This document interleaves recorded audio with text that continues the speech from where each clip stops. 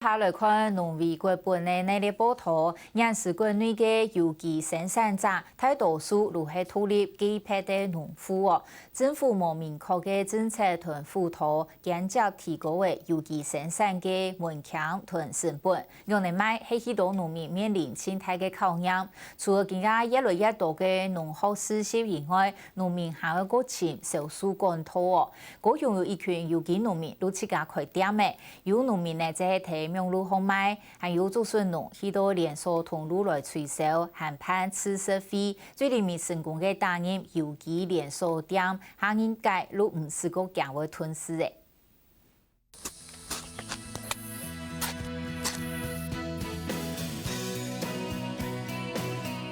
那等早顺初第顺年度庆祝顺，一年辛苦的成果，就靠6到9年的亚市长的成规。33岁的后生顺农邱永汉，读到硕士毕业，转去种下工种，因为爱种嘅係有機作術，隔壁零沙冇辦法碰佢天數，捐課建做建學，遇到乜嘅問題就愛解決乜嘅問題。剛開始做的時候，其實因為附近有些人在做慣行，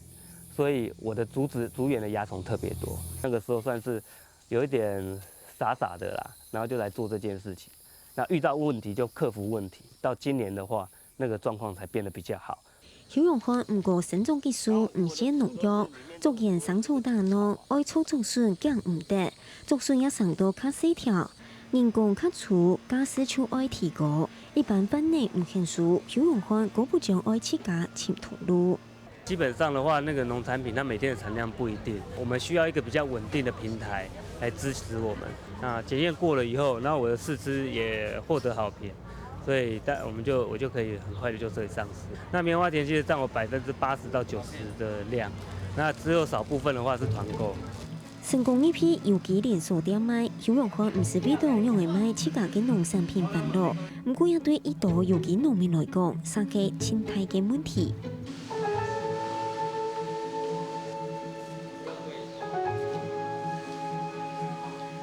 為促導增加農業，高雄嘅有機小農禮拜6日向下擺攤嘅以外，還整嘅一間店面，愛本消費者做得當然買到安全無毒嘅農產品。小農哈，以平常嘅時節喺買通路上哈，困難度好高。我哋去香港市集應該去成立一個農家小鋪，佢哋嘅天數收一些。農產品嘛，農家小鋪成立到目前是讓1年多的時間還在摸索的階段。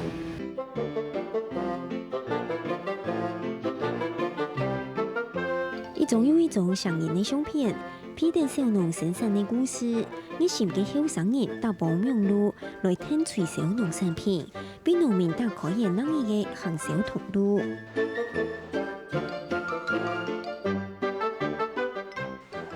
聽到傳統農業結合苗路科技嘅發展，台東縣政府持辦苗路農場，透過業養機嘅即時影像，消費者清楚看得到農作物生長嘅情形。因為台東縣也交通不方便，就是就第一點就係靠下網路嚟一般人就係靠下網路嚟買較多啦，你啦嘿。所以小數種有多少有隻差嘿，天淡較多嘿。有機小農喺土地老年嘅空間嘅數複雜，一定要用心嘅小農並無因為按用有限較穩定嘅樹葉，連到接送愛小苗嘅勞動時賣出去，愛同家條聽生存，就愛解決市場唔拉嘅問題。地政府聽出明確政策方向同普陀措施，優先有機小農嘅大環境出現以前，家條捐課相互合作，促進嘅行銷。實踐愛護土地、空間、消費嘅有機夢。香港新聞黃小孔、齊必玲綜合報道。